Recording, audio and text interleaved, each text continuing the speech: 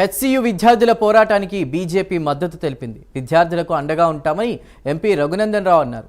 అటు హెచ్సియు భూముల విషయంలో సుప్రీంకోర్టు ఇచ్చిన ఆదేశాలపై విద్యార్థులు సంతోషం వ్యక్తం చేశారు. హెచ్సియు వద్ద సంబరాలు చేసుకున్నారు.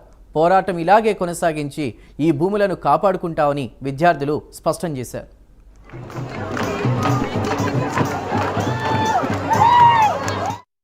సుప్రీంకోర్టు న్యాయమూర్తులు ఏం చెప్పినారంటే, ఈ ఆర్డర్లో మేము చెప్తున్నటువంటి అంశాలన్నింటినీ చీఫ్ సెక్రటరీ గారు ప్రత్యక్షంగా పర్యవేక్షించి సంఘటనా స్థలానికి వెళ్ళి ఈరోజు మా ఆదేశాల మేరకు అక్కడ ఉన్నటువంటి హైకోర్టు రిజిస్ట్రార్ వెళ్ళి అక్కడి నుంచి ఫోటోలు వీడియోలు అక్కడ జరుగుతున్నటువంటి అంశాలకు సంబంధించి పూర్తి స్థాయిలో డీటెయిల్ పంపించినారు. కాబట్టే మేము అవన్నింటినీ ఆన్ రికార్డులో రిజిస్టర్ చేసి ఆ తర్వాతనే ఈ ఉత్తర్వులు ఇస్తున్నామని చెప్పినారు.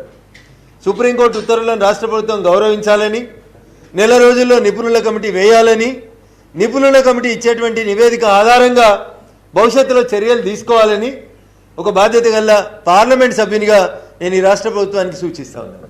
భారతీయ జనతా పార్టీగా మేము విద్యార్థుల పక్షాన నిలబడతాం. వారికి కావాల్సినటువంటి లీగల్ ఎయిడ్ అందిస్తాం. కేసులు రిజిస్టర్ అయిన తర్వాత వెంటనే వాటికి సంబంధించి కోర్టులలో బెయిల్ పిటిషన్స్ మూవ్ చేస్తూ ఉన్నారు. ఇప్పటికే విద్యార్థులు కొంతమంది స్వయంగా తమ పక్షాన తామే ఆర్గ్యుమెంట్ చేసుకుంటా ఉన్నారు.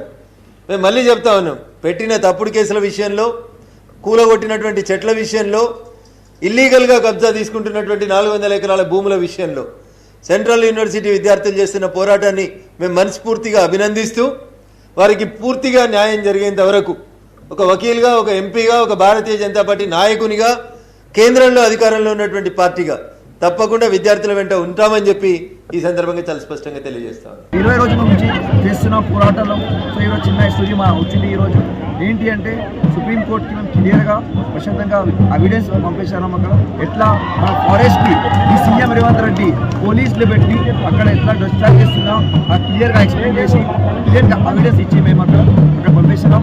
దానికోసం సుప్రీంకోర్టు మా రిక్వెస్ట్కి వాళ్ళు అర్థం చేసుకొని ఒక 16 వరకు మాకు స్టే వచ్చిన దాంట్లో మేము దానికి థ్యాంక్ యూ చెప్తున్నాం. దానివల్ల మేము స్టూడెంట్ తరఫు నుంచి, మన హెచ్యూ తరఫు నుంచి అందరికీ కంగ్రాచులేషన్ థ్యాంక్ యూ చెప్తా ఉన్నాం. దాంతో ఈ స్ట్రగల్ ఇక్కడే ఆపలేదు.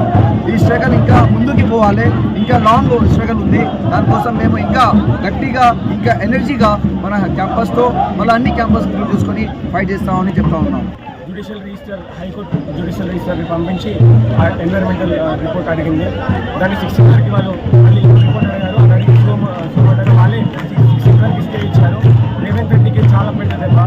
ఇప్పుడు అతను కోర్టులు నేను మంది ఉన్న రోజు, హాలిడే రోజు, రంజాన్ ఈ రోజులలో ఇక్కడికి వచ్చి మొత్తం బుల్డోజర్లతో, పోలీసులతో మమ్మల్ని మా ప్రశాంతమైన క్యాంపస్ ఇచ్చాడు. ఈరోజు అతనికి ఇది ఒక పెద్ద దెబ్బ. ఏదైతే ఏ కోర్టు అయితే హాలిడే ఉందని తను రెచ్చిపోయాడో అదే కోర్టు ఈరోజు తనకి స్టే ఆర్డర్ ఇచ్చింది. అలాగే ఈ విక్టరీ అయితే ఉందో, ఈ విజయం ఏదైతే ఉందో ఇది మా స్టూడెంట్స్ ఒక్కటే కాదు, హైదరాబాద్ వాసులు, మీ మీడియా వాళ్ళు, మీరు కూడా హెల్ప్ చేశారు. అలాగే బయట ఉన్న సివిల్ సొసైటీస్, ఎన్జిఓస్ అందరూ మీ సహాయం చేయడంతో ఈ విజయం వచ్చింది. కాబట్టి